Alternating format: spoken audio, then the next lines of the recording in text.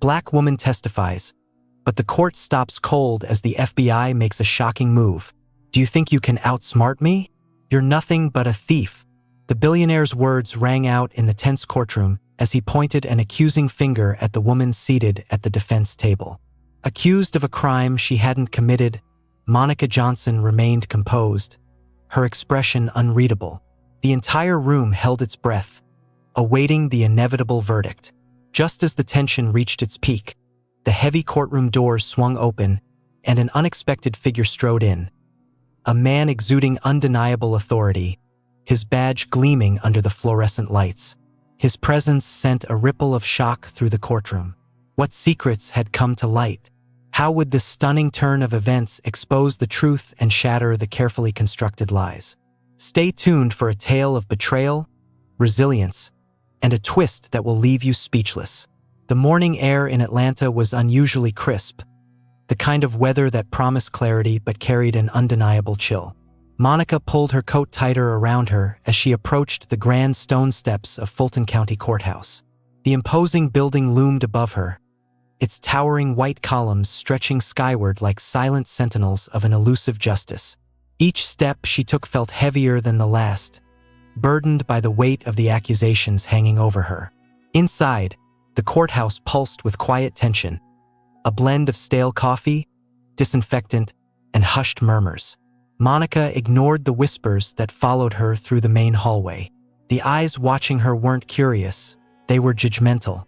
She had become a headline, her face plastered across tabloids and local news reports with titles like "Corporate Thief Caught Red-Handed" and "Employee Betrays Boss in $2 million Scandal." Pausing outside the courtroom doors, she took a steadying breath. The world around her seemed to blur for a moment as anxiety gripped her chest. Her fingers tightened around the strap of her purse. Her mind drifted back to the life she had before this nightmare unfolded. Monica had built her career from the ground up, starting as an entry-level accountant at Hargrove Real Estate Group. She had worked tirelessly, sacrificing weekends, missing her son Tyler's soccer games, and pushing herself to climb the corporate ladder. By the time she was promoted to senior financial analyst, she believed she had made it. Her boss, Stephen Hargrove, a man whose charm masked a ruthless nature, had always praised her work. That was until everything unraveled. It had all begun with a simple request, an email from Hargrove's assistant asking her to prepare a financial report on the company's profits.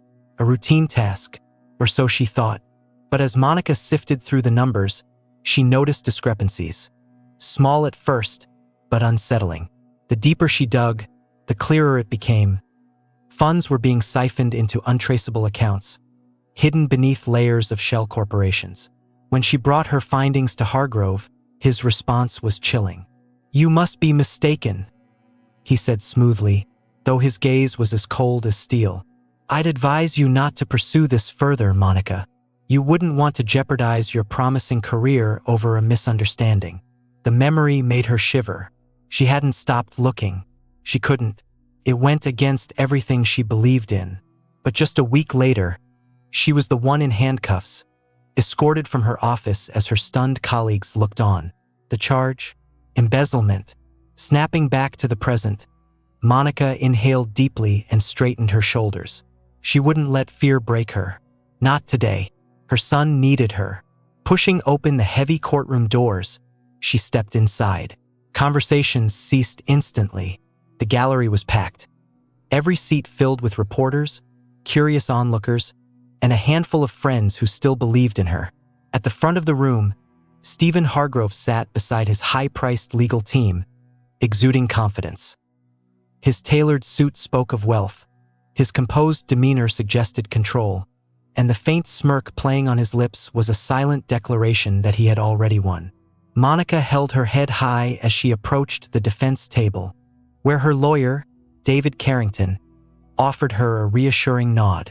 He was a seasoned attorney, known for his sharp mind and relentless pursuit of justice. But even he had admitted this case would be an uphill battle. The prosecution's evidence was damning, and Hargrove had resources Monica couldn't dream of matching. Judge Martha Ellison entered, her sharp gaze sweeping the courtroom as she called for order. Case number 24 to 2087, the clerk announced. The State of Georgia versus Monica Johnson. Monica sat rigid as the trial began. The prosecutor, a sharply dressed man with a voice brimming with conviction, wasted no time painting her as a cunning criminal. "Ladies and gentlemen of the jury," he said, pacing in front of them, "this is a case of betrayal. The defendant, Monica Johnson, was entrusted with the financial well-being of Hargrove Real Estate Group. She had access to its most sensitive data, its deepest secrets. And what did she do with that trust? She exploited it." Monica clenched her fists under the table. He spoke as though he knew her, as if he had been there during the sleepless nights she spent poring over spreadsheets, trying to make sense of the irregularities. He made her sound like a seasoned con artist, not a hardworking mother who had refused to turn a blind eye. When David rose for his opening argument, his voice was steady, unwavering. "This case is not about betrayal," he said, locking eyes with the jury. "It's about deception. And the true deception lies within the prosecution's so-called evidence. A web of lies spun to shield the real culprit, Stephen Hargrove." For the briefest moment, Hargrove's smirk faltered. But he quickly recovered, leaning back in his chair as though unfazed. The trial pressed on, each testimony a battle. Monica's heart sank when a former colleague, someone she had once called a friend, took the stand and testified against her, claiming they had seen her acting suspiciously with company files. By the time court recessed for the day, Monica stepped outside into the crisp air, exhaustion settling into her bones. She had always believed in justice, but as she looked at the towering courthouse, she couldn't shake the feeling that this battle had only just begun. Cold seeped into her bones as Monica stepped outside the courthouse. Her lawyer had reassured her that they still had a fighting chance, but doubt gnawed at her, relentless and suffocating. As she walked toward her car, she noticed two men standing at a distance, their eyes locked onto her. They were dressed in plain black suits, their expressions unreadable. A shiver ran down her spine, but before she could process the unease settling in her chest, they turned and vanished into the crowd. Something was happening, something far bigger than this trial. She could feel it, but for now, all she could do was brace herself for the storm ahead. The next morning, Monica sat in her car in the courthouse parking lot, gripping the steering wheel as if it could steady the tremor in her hands. The lingering chill from the night before frosted the edges of her windshield. She caught her own reflection in the rearview mirror, her face pale, eyes weary, but her resolve unshaken. Sleep had eluded her, her mind replaying every detail of the trial's first day. The prosecutor's sharp accusations, the betrayal of a colleague she once trusted, and worst of all, Hargrove's smug confidence. The entire ordeal felt like a noose tightening around her. But she had to keep going. For Tyler, she reached into her purse, pulling out a small photo of her 10-year-old son. His bright smile was a stark contrast to the crushing weight she carried. Tyler was too young to fully grasp the intricacies of the case, but he understood enough to sense his mother's pain. "I believe in you, Mom," he had whispered the night before, wrapping his small arms around her neck.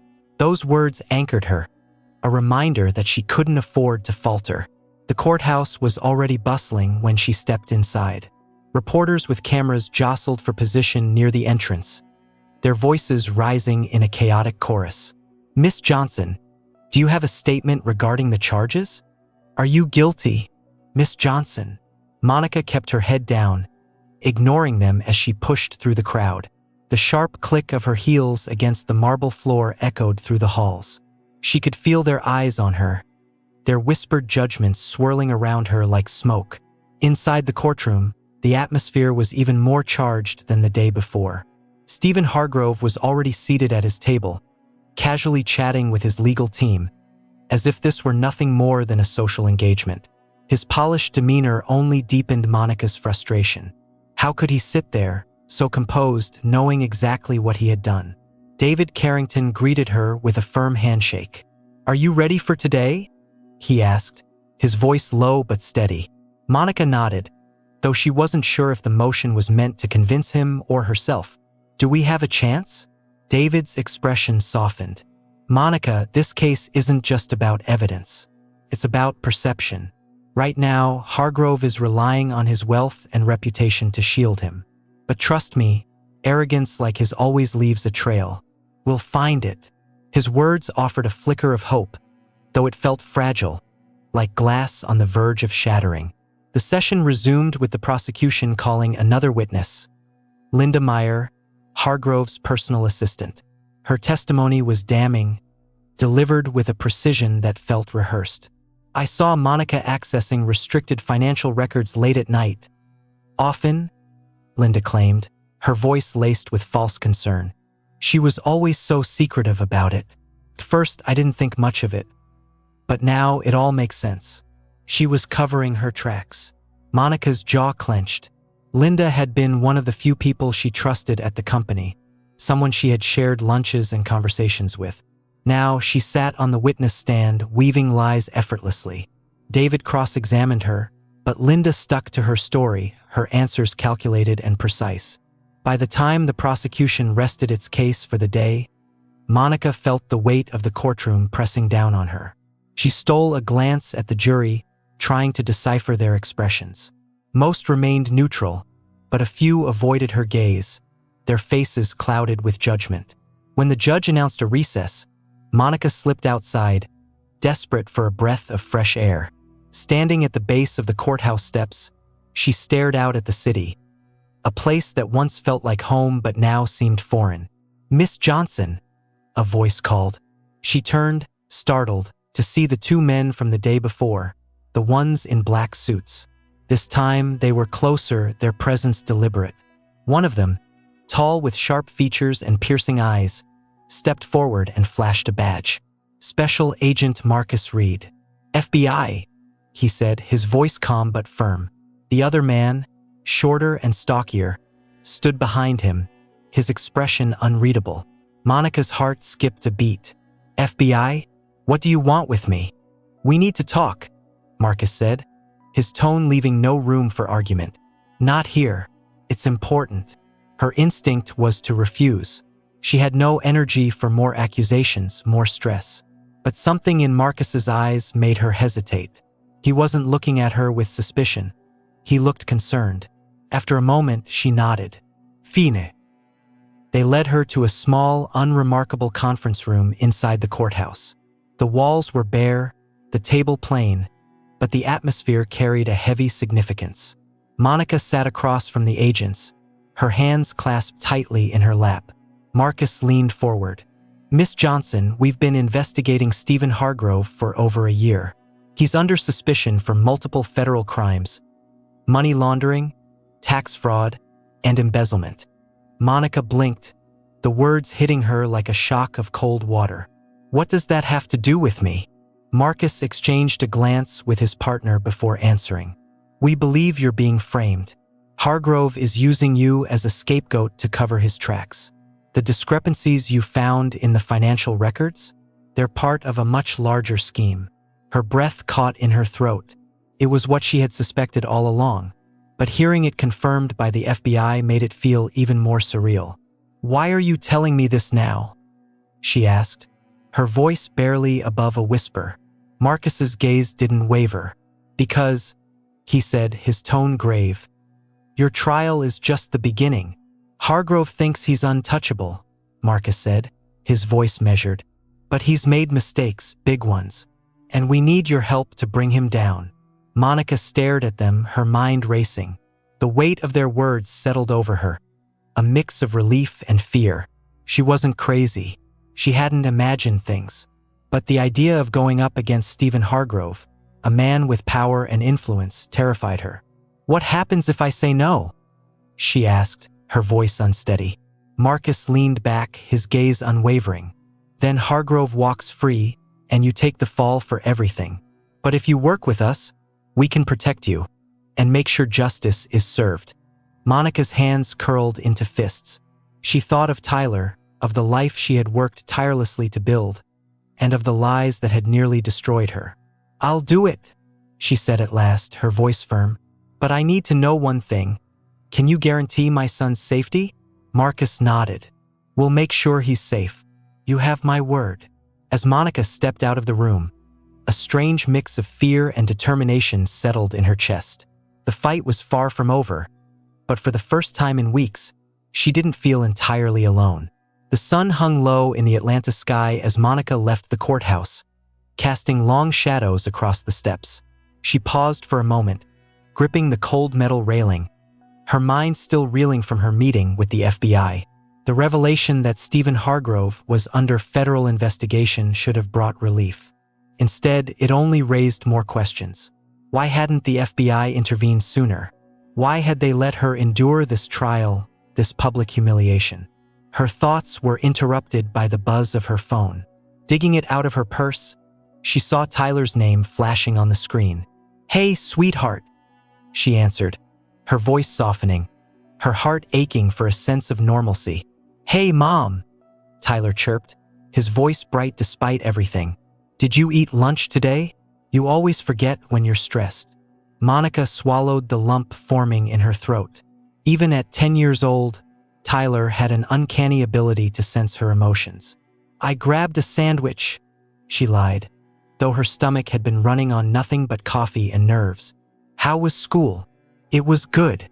I got an A on my math quiz," he exclaimed, pride ringing in his voice. For a brief moment, the weight on her shoulders lifted. "That's amazing, baby. I'm so proud of you," she said, forcing a smile she hoped he could hear through the phone.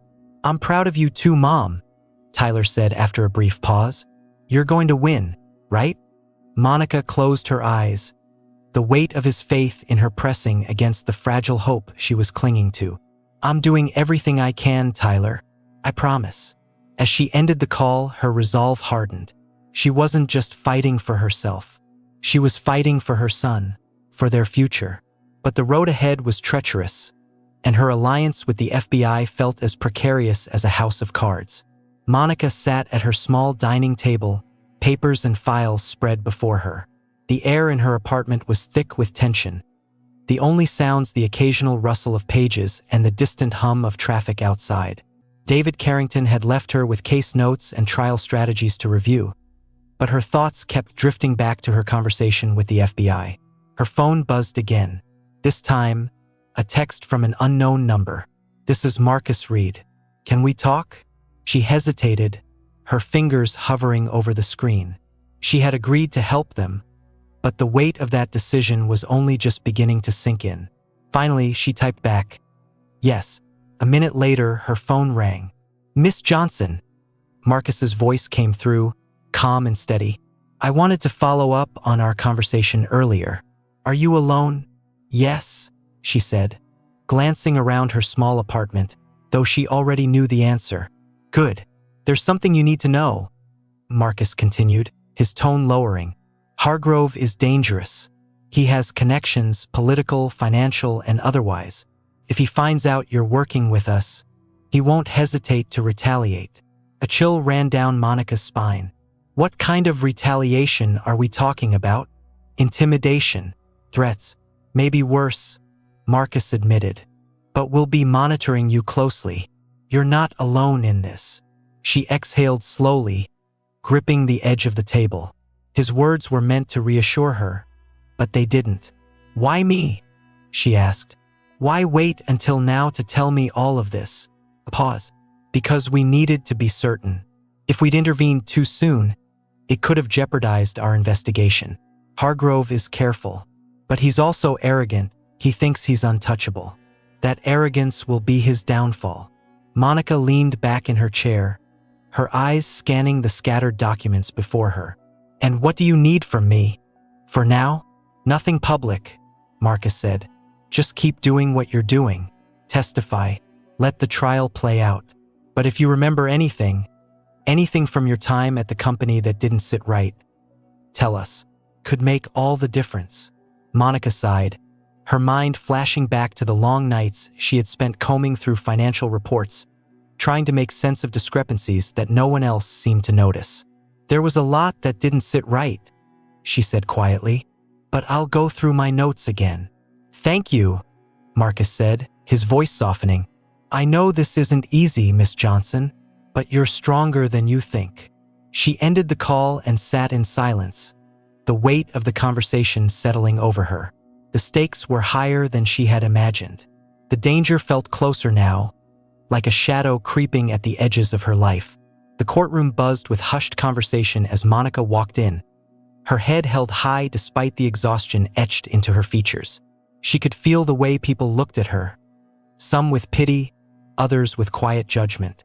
At the defense table, Stephen Hargrove sat with his legal team, as composed and smug as ever, his expression unreadable. As the trial resumed, David Carrington called his first witness, a former auditor for Hargrove Real Estate Group, a man named Calvin Morrow.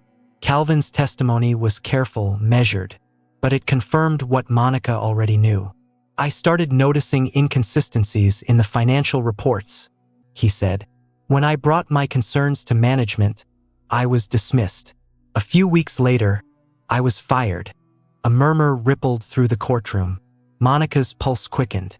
Hargrove was finally starting to crack. "Did you ever speak to Mr. Hargrove directly about these irregularities?" David asked, his tone controlled. "I did," Calvin replied, his voice steady. "But he dismissed my concerns, told me it wasn't my place to question his decisions." The prosecutor attempted to discredit Calvin, pointing out that he had signed a non-disclosure agreement upon his termination. But David pressed on, steadily chipping away at the carefully crafted narrative Hargrove had built. Monica watched the jury intently, searching for any indication that they were beginning to see the cracks in the prosecution's case. By the end of the day, she felt a small flicker of hope. But as she stepped out of the courthouse, her eyes landed on a black SUV parked across the street, its tinted windows reflecting the fading sunlight. Her pulse quickened. She hurried toward her car, glancing over her shoulder as she unlocked the door. The SUV didn't move, but its mere presence was enough to unsettle her. As she drove away, her phone buzzed with a text from Marcus. "Stay vigilant. We're watching." Monica tightened her grip on the steering wheel, her heart pounding. The fight wasn't just in the courtroom, it was everywhere. And it was only just beginning.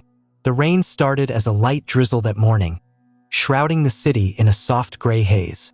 Monica sat at the kitchen table, staring at her untouched cup of coffee. The steam had long since disappeared, leaving the surface cold and stagnant, much like her thoughts.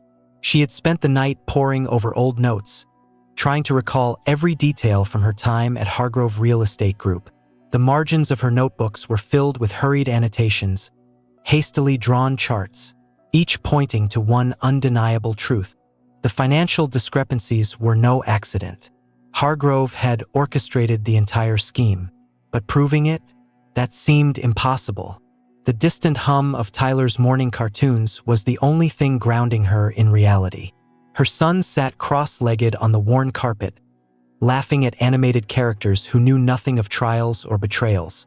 Monica envied his innocence. Shaking her head, she glanced at the clock. It was almost time to go. "Sweetheart, grab your backpack. Mrs. Lane will be here soon," she called out. Tyler looked up, his wide eyes filled with curiosity. "Are you going to be okay today, Mom?" The question hung in the air, heavier than she expected. She knelt in front of him, brushing a stray curl from his forehead. "I'll be fine, baby. You just focus on school. Okay?" He nodded, but the concern in his expression didn't fade. Monica pressed a kiss to his forehead, feeling a surge of determination. She couldn't let him see her break. The courtroom felt colder that day, or maybe it was just Monica's nerves. As she took her seat at the defense table, she sensed a shift in the room's energy. Whispers moved through the gallery, and even the jury appeared more alert. Something was different. David leaned over, his voice low. "Hargrove's legal team filed a motion this morning. They're trying to have Calvin Morrow's testimony thrown out." Monica's stomach clenched. "Can they do that?" "They can try," David replied, his tone sharp. "But I'll fight it." The judge entered, her gavel silencing the murmurs. "Before we proceed with the trial," Judge Ellison began, her gaze sweeping the courtroom, "the court will hear arguments regarding the admissibility of Mr. Morrow's testimony." The prosecutor wasted no time. "Your Honor, Mr. Morrow's testimony is both irrelevant and prejudicial."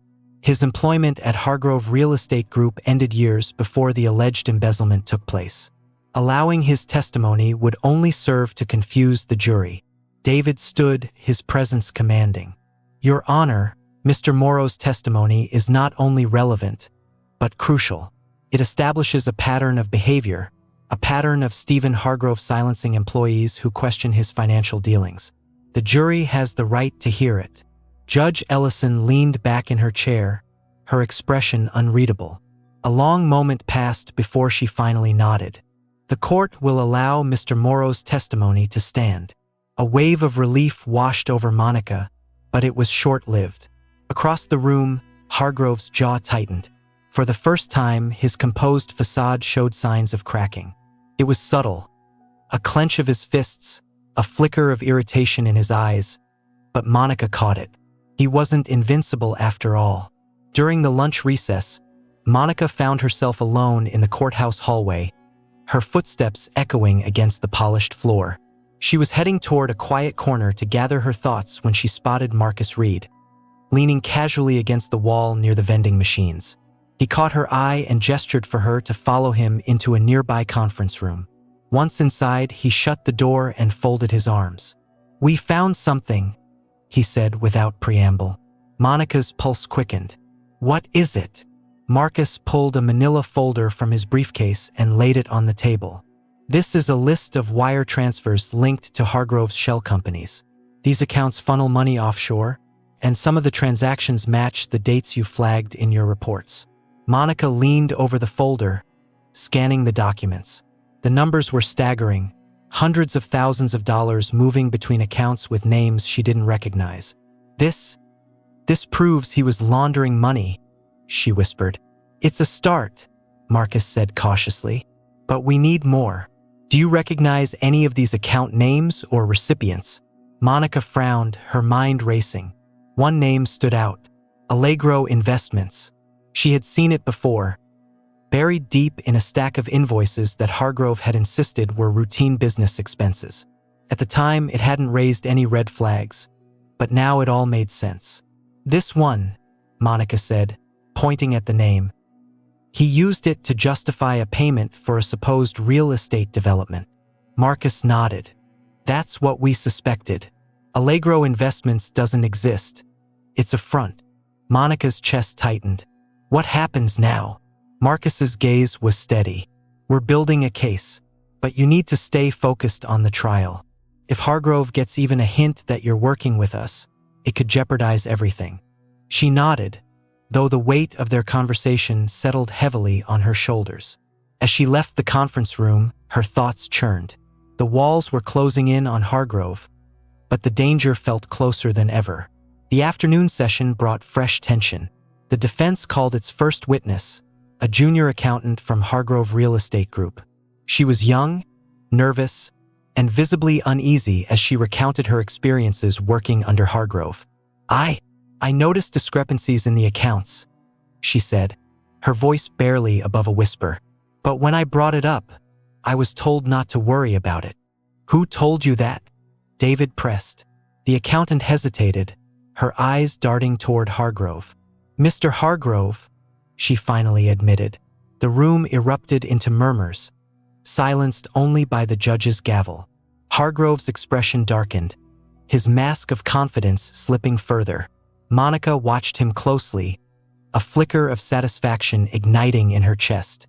For the first time, it felt like the truth was breaking through the cracks. That evening, as Monica drove home, she couldn't shake the feeling of being watched. The black SUV she had spotted earlier reappeared in her rearview mirror, maintaining a steady distance. Her hands tightened on the steering wheel, her breath coming in shallow bursts.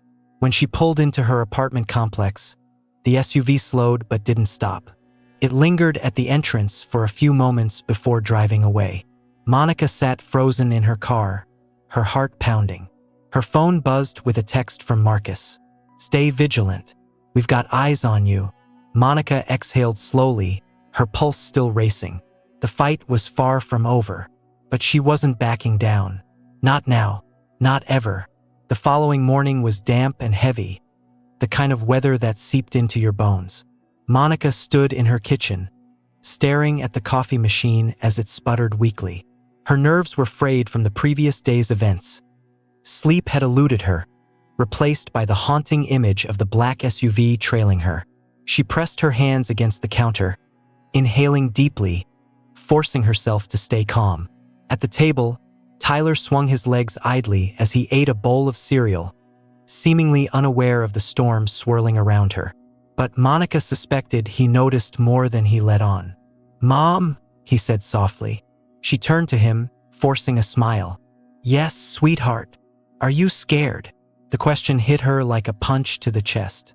She swallowed hard, walking over to kneel beside him. "A little," she admitted, keeping her voice steady. "But being scared doesn't mean we give up, right?" Tyler nodded, his small hand reaching out to rest on hers. "You're going to win. I know it." Monica blinked back the sting of tears, her resolve hardening. "Thank you, baby. That means everything to me." By the time Monica entered the courthouse, the usual tension had returned, thick, almost suffocating. The hallway was alive with murmurs and stolen glances. The crowd was larger than ever. The trial was drawing attention, the kind of attention Monica wished she could avoid. Inside the courtroom, the atmosphere was even more charged. Hargrove sat at his table, his demeanor colder than usual, his legal team huddled around him in hushed conversation. Monica noticed the faint lines of strain around his eyes, a small but telling crack in his otherwise impenetrable armor. David Carrington greeted her with a nod. "Today's going to be interesting," he said, sliding a folder across the table toward her. "What's this?" Monica asked, opening it. "Witness testimonies and cross-examination strategies," he replied. "We're calling someone from Hargrove's upper management. They were hesitant to come forward, but I think their story could tip the scales." Monica scanned the document, her heart skipping a beat at the name. Thomas Braden. She remembered him. A senior project manager who had left the company under mysterious circumstances. His departure had sparked rumors, but nothing had ever been confirmed. "What's his connection?" she asked. David's expression darkened. "He claims Hargrove pressured him to falsify project budgets to cover up financial irregularities. If the jury believes him, it could change everything." The trial resumed with the prosecution continuing to paint Monica as a manipulative schemer who had exploited her position for personal gain. The evidence they presented, emails, financial reports, questionable transactions, was overwhelming on the surface. But Monica knew just how carefully it had been manufactured. Then it was David's turn. He wasted no time calling Thomas Braden to the stand. The man who entered was a shadow of the confident project manager Monica remembered. His suit hung loosely on his frame, and his eyes darted anxiously around the room. "Mr. Braden," David began, his tone measured, "can you tell the court why you left Hargrove Real Estate Group?" Thomas hesitated, his hands gripping the edge of the witness stand. I left because I couldn't do it anymore," he finally said. "Couldn't do what?" David asked. "Falsify budgets," Thomas replied, his voice trembling. "Mr. Hargrove instructed me to inflate project costs and redirect funds into accounts that didn't align with the projects. When I questioned it, he threatened to ruin my career." The courtroom erupted in whispers, silenced only by the judge's gavel. David stepped closer, his expression calm but focused. "Did you have any direct communication with Mr. Hargrove regarding these instructions?"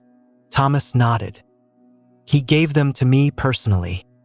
He said it was for the good of the company and that I shouldn't ask questions." "Did you document any of this?" David asked. "I kept some emails," Thomas admitted, his voice steadier now. "I was afraid they might come in handy one day."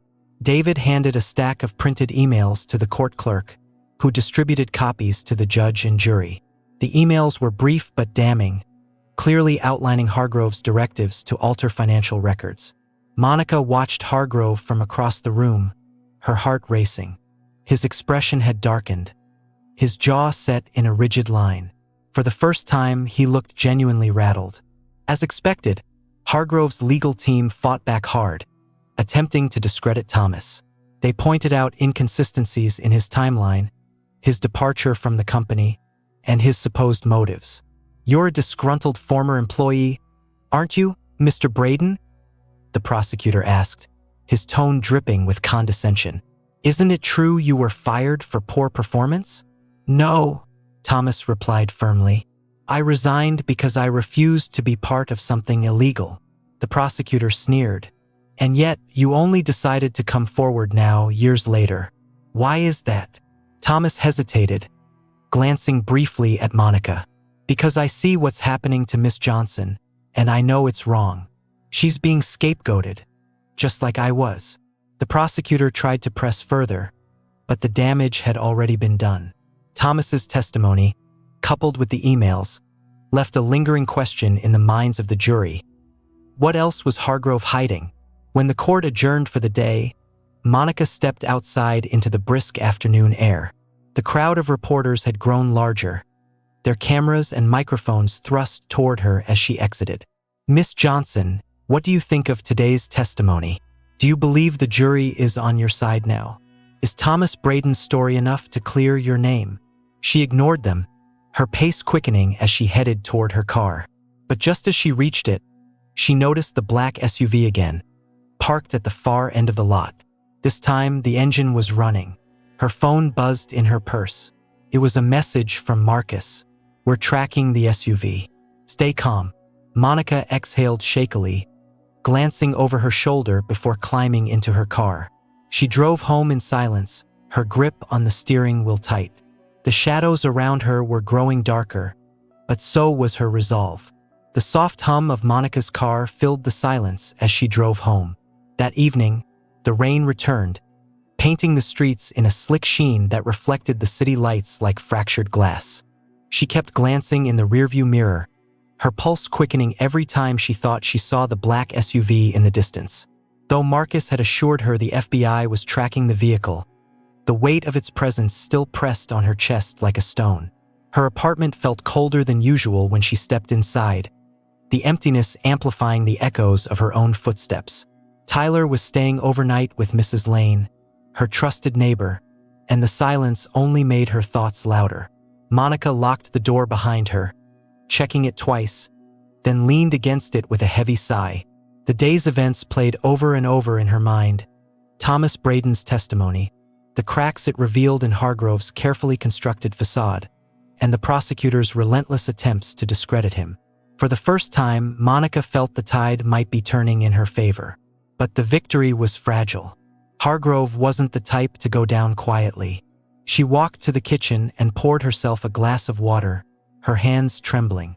On the counter lay the folder Marcus had given her earlier, filled with evidence the FBI had compiled against Hargrove. She opened it again, flipping through the pages slowly and methodically. One name kept jumping out at her: Allegro Investments. She'd seen it in the company's records, disguised as a vendor or partner, but she hadn't questioned it deeply at the time. Now, knowing it was a shell company, the pieces began to align.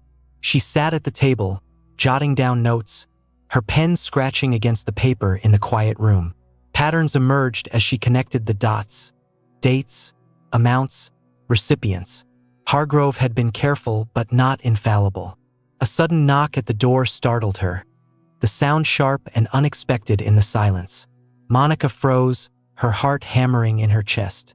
She wasn't expecting anyone, and after the day she'd had, her nerves were already stretched thin. Slowly, she walked to the door, peering through the peephole. A man in a delivery uniform stood outside, holding a package. "Miss Johnson?" he called, his voice muffled through the door. She hesitated. "Yes, package for you. It's urgent." Monica's instincts screamed at her to be cautious. "Leave it by the door," she said firmly. The man hesitated but finally nodded, placing the package on the ground before walking away. She waited until she heard his footsteps fade, then unlocked the door and retrieved the package. Her hands trembling, she noticed the box was plain, unmarked, except for her name scrawled on the top in neat handwriting. She brought it to the table. Her mind raced. Who would send her something at this hour? Carefully, she opened the package, revealing a single envelope resting on top of a stack of documents. She unfolded the letter, her eyes scanning the typed words. Miss Johnson, this is bigger than you think. Stay quiet, or you and your son will pay the price. Her breath caught, and her chest tightened as fear gripped her. She dropped the letter, her hands shaking as she rifled through the rest of the box.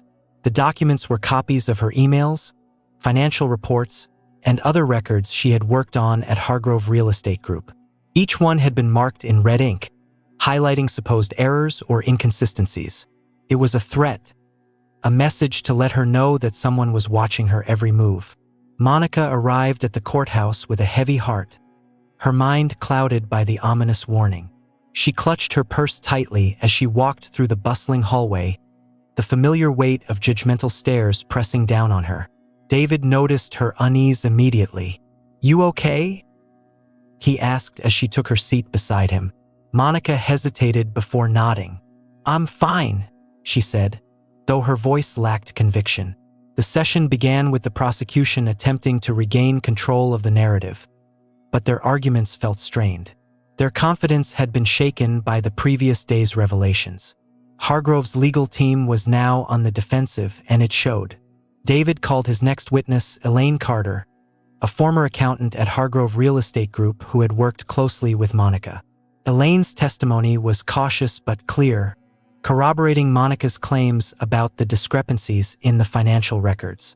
"Miss Carter," David said, pacing in front of the witness stand, "in your professional opinion, were the irregularities you and Miss Johnson discovered accidental or deliberate?" Elaine glanced at the jury, her expression solemn. The discrepancies were too consistent to be mistakes. They were hidden across multiple accounts, all leading back to the same shell companies. "And who is responsible for these transactions?" Elaine hesitated, her gaze drifting toward Hargrove. "Stephen Hargrove," she said finally. The courtroom erupted in murmurs again, the tension palpable. Monica stole a glance at Hargrove, whose calm mask had slipped further. His jaw was clenched, and his hands gripped the arms of his chair. During the afternoon recess, Monica stepped outside to clear her head. The courthouse steps were crowded with reporters and spectators, their voices blending into a chaotic hum. She stood to the side, her back against the cold stone wall, trying to ground herself. Her phone buzzed in her pocket, and she pulled it out to see a new text from an unknown number. "You're making a mistake. Back down now." Monica's blood ran cold. Her hands trembled as she stared at the message, her mind racing. She looked around the crowd, scanning for anyone who might be watching her, but no one stood out. The phone buzzed again. "Your son's safety depends on your silence." The words blurred on the screen as tears filled her eyes. Her first instinct was to call Marcus to tell him everything, but she hesitated. What if the threat was real? What if she could protect Tyler? A hand on her shoulder startled her, and she turned to see Marcus standing beside her, his expression calm but concerned. "You look like you've seen a ghost," he said quietly. Monica swallowed hard, clutching her phone tightly. "I got another threat," she whispered, her voice trembling. Marcus's jaw tightened. "Let me see." She handed him the phone, and he read the messages, his expression darkening. "They're trying to scare you. Don't let them." "How can I not?" she shot back, her voice rising. "They mentioned my son, Marcus. This isn't just about me anymore." He placed a reassuring hand on her shoulder. "We've got people watching your apartment and your son's school. No one's getting near him, I promise. But you have to stay strong, Monica. If you back down now, they win." She nodded, though the fear in her chest didn't ease. As Marcus walked her back inside, she couldn't shake the feeling that the walls were closing in, the stakes growing higher with every passing moment. That night, after the threats arrived, Monica found herself staring out the window of her dimly lit apartment. The city below seemed alive, cars weaving through wet streets, their headlights cutting through the haze of light rain. Despite the distant sounds of life, Monica felt utterly isolated. Her phone sat on the table beside her. The messages from the unknown sender burned into her mind. She had forwarded them to Marcus, who promised to trace the number, but the fear still lingered like a shadow she couldn't shake. Her fingers tapped the edge of the windowsill as her thoughts spiraled. The trial was starting to shift in her favor, yet every small victory came with a new threat, a deeper sense of unease. Hargrove was being backed into a corner, and Monica knew a man like him wouldn't go down quietly. The faint buzz of her phone startled her out of her thoughts. She picked it up, her heart racing, but it was only a text from Marcus. "We're monitoring. You're safe. Keep pushing forward." The words were meant to reassure her, but they didn't.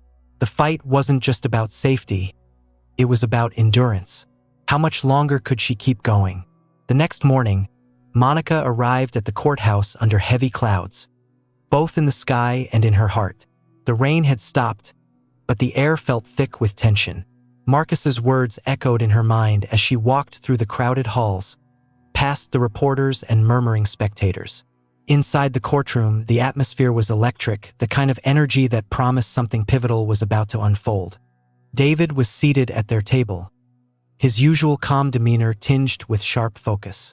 "Morning," he said, his eyes scanning her face. "You ready?" David asked. Monica nodded, though her voice betrayed her hesitation. "What's the plan today?" "We're introducing evidence that directly links Hargrove to Allegro Investments," David replied, sliding a folder toward her.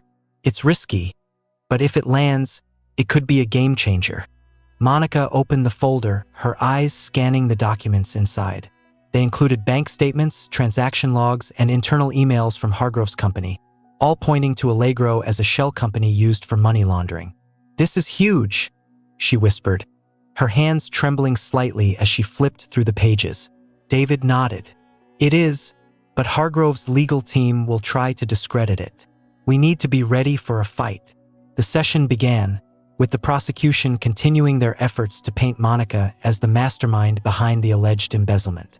The lead prosecutor's voice was sharp and confident, but there was a sense of desperation in his tone now, as if he knew the ground was shifting beneath him. When it was David's turn, he approached the bench with quiet authority. "Your Honor," he began, holding up a stack of papers. "The defense would like to submit these documents into evidence. They directly tie Stephen Hargrove to financial irregularities within Hargrove Real Estate Group." The prosecutor immediately objected, claiming the documents were irrelevant and lacked context. The two lawyers engaged in a heated debate, their voices rising, while the judge leaned forward, her expression stern. Judge Ellison finally spoke, her gavel silencing the room. "Mr. Carrington, you may proceed, but tread carefully. The burden of proof is on you." David nodded and turned back to the jury. "Ladies and gentlemen, these documents represent a trail of deception," he said. "They show how Stephen Hargrove used his position of power to siphon money into a shell company under the guise of legitimate business transactions. These transactions align with the discrepancies my client, Monica Johnson, discovered and attempted to report." As David presented the evidence, Monica watched the jury closely.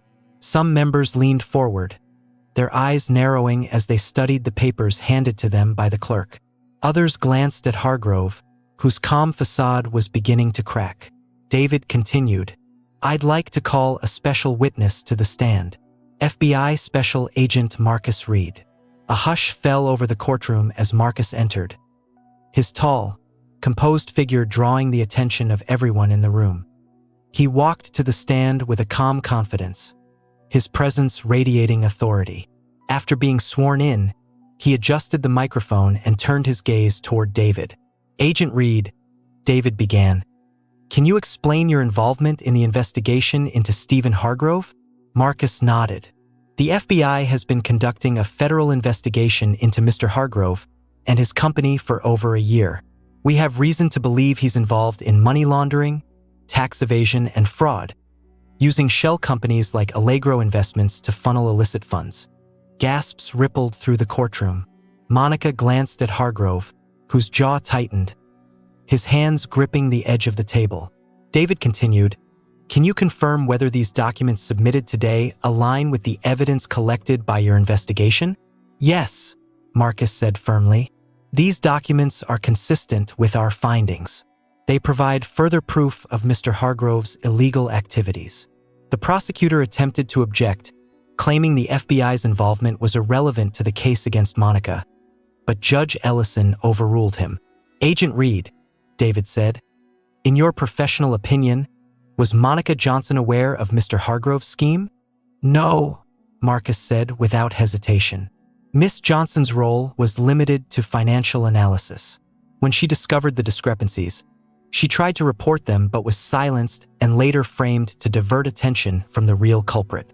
Monica felt a wave of relief wash over her, though it was tempered by the weight of the moment. The truth was finally coming to light, but the fight wasn't over. The courtroom descended into chaos as the implications of Marcus's testimony sank in. Reporters scribbled furiously in their notebooks, and spectators whispered in shock.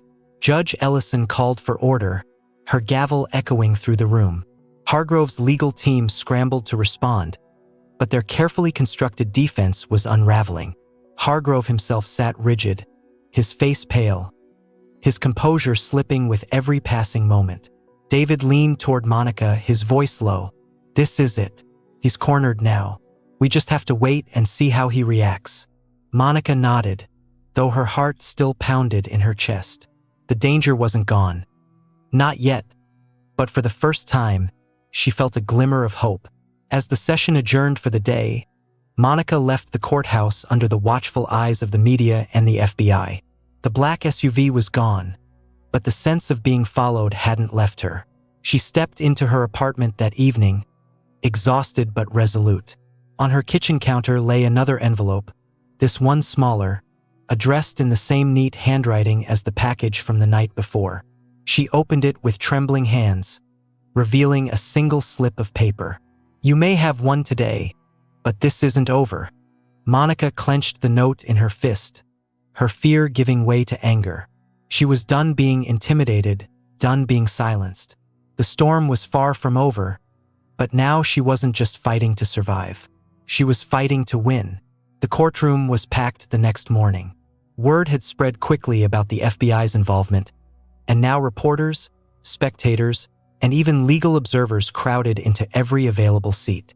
Monica entered the room with her head held high, though the weight of the note from the previous night still lingered in the back of her mind. David met her at the defense table, his demeanor steady but energized. "Today's the day," he said, handing her a printout. "What's this?"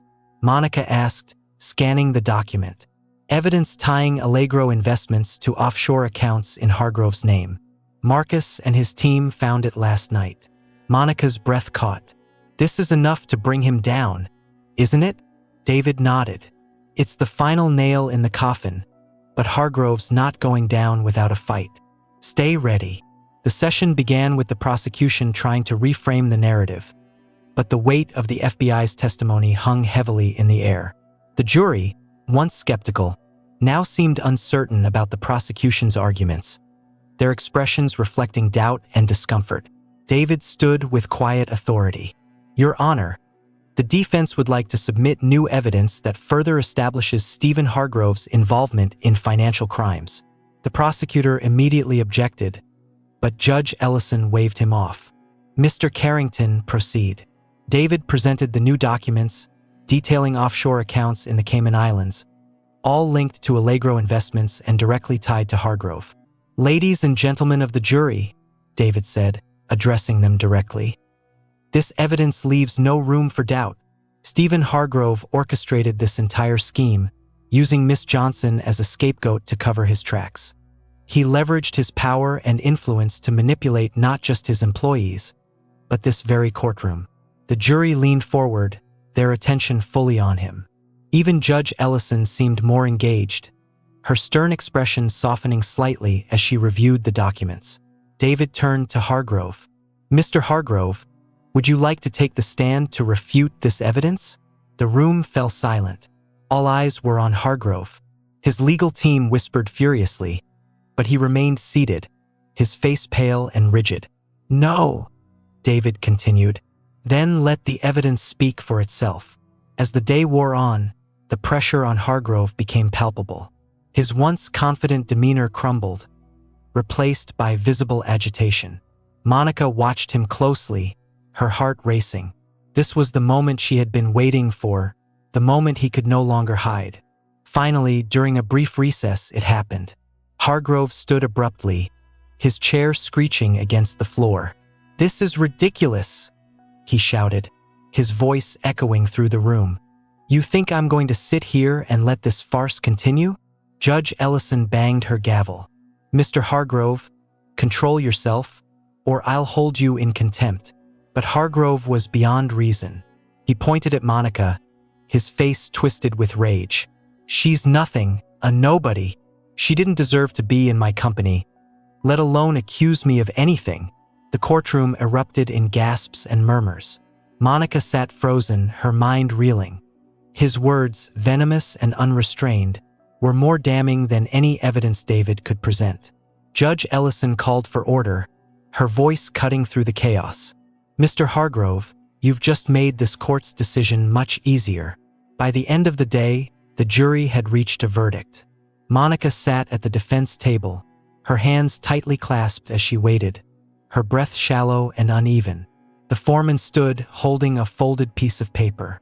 "In the matter of the state of Georgia versus Monica Johnson, we find the defendant not guilty." Monica's heart stopped for a moment, and then the words sank in. Relief flooded her body, her vision blurring with tears. David placed a reassuring hand on her shoulder, his expression one of quiet triumph. The judge turned her attention to the prosecution. "Given the evidence presented, the court will now open a formal investigation into Stephen Hargrove's activities. This trial is adjourned." The gavel came down with finality, its echo reverberating through the room. As reporters swarmed outside the courthouse, Monica slipped into a side room with Marcus. He handed her a small envelope. "What's this?" she asked, her voice hoarse from the emotions of the day. "Official confirmation," Marcus said. "Hargrove's assets have been frozen. He's under federal investigation and will be facing charges for money laundering and fraud." Monica opened the envelope, her eyes scanning the document inside. It was real. It was finally over. She looked up at Marcus, her voice steady despite the tears streaming down her face. "Thank you for everything." Marcus smiled faintly. "You earned this, and you proved something today, to everyone in that courtroom and beyond." Weeks later, Monica sat on the couch in her small apartment. Tyler snuggled beside her as they watched his favorite cartoon. Life was slowly returning to normal, though the experience had left its mark. A knock at the door startled her, but when she opened it, she found David standing there with a wide grin and a bottle of champagne. "Thought we could celebrate properly," he said, stepping inside. Monica laughed, the sound light and free for the first time in months. "I think we've earned it." As they toasted to her freedom and Hargrove's downfall, Monica felt a sense of peace she hadn't known in a long time. She had fought against impossible odds and won, not just for herself, but for her son and her future. And as she looked at Tyler's smiling face, she knew that no threat, no shadow, could ever dim the light they had reclaimed. And just like that, justice was served. Monica didn't just clear her name. She exposed the lies of a powerful man and proved that courage and truth can prevail, even in the darkest of times. Her story is a reminder that no matter how high the odds are stacked, perseverance can turn the tide. If this story inspired you or kept you on the edge of your seat, make sure to hit the subscribe button and turn on notifications. I've got more incredible stories coming your way, and trust me, you don't want to miss them. Thank you for watching, and I'll see you in the next one.